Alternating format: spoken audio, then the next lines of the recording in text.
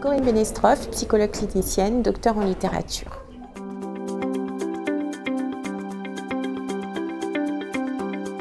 La communication que je présente aujourd'hui s'intitule « Différence et résilience ». Je vais également parler des enfants qui présentent des particularités, des singularités, des problèmes, des troubles divers et variés. Pourquoi ce terme de différence? C'est justement pour travailler sur la question du regard et des représentations que les professionnels ont sur ces enfants qui ne sont pas comme les autres. Ils ne sont pas comme les autres, soit parce qu'ils ont un handicap, soit parce qu'ils ont des troubles majeurs du développement, soit parce qu'ils ont des troubles du comportement ou toute autre pathologie spécifique. L'idée est de changer la manière dont on les regarde pour se centrer sur les côtés positifs de ces singularités. C'est-à-dire qu'en travaillant sur nos propres représentations, notre propre cadre de référence, notre rapport à la normalité, nous pouvons adopter d'autres manières de faire, de dire, de penser avec ces enfants.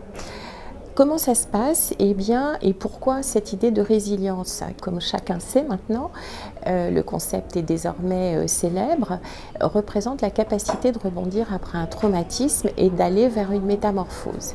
Eh bien, il s'agit, au lieu seulement de rééduquer ou de réapprendre, il s'agit d'aider l'enfant et donc sa famille, son entourage, ainsi que les professionnels qui s'occupent de lui, à utiliser des compétences qui sont des compétences dormantes.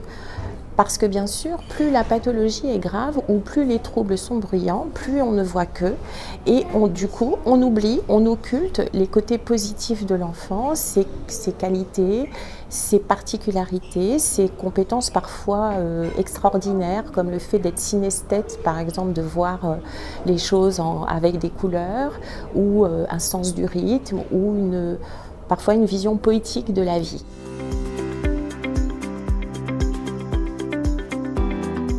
Donc du coup, les modèles d'accompagnement proposés partent toujours de l'enfant et non pas de l'adulte, et ils ont pour vocation de développer l'intersubjectivité, c'est-à-dire essentiellement les émotions et les émotions dans la relation à autrui.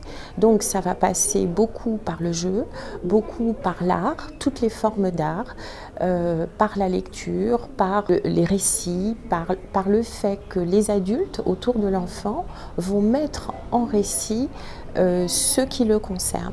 Mais pour ça, le point le plus important, c'est que les adultes eux-mêmes fassent ce travail de mettre en récit leur propre parcours. Parce que s'ils ne le font pas, eh bien, ils vont à un moment donné buter sur des résistances qui sont internes et qui vont les empêcher d'aller au plus près du cœur de la relation émotionnelle avec l'enfant.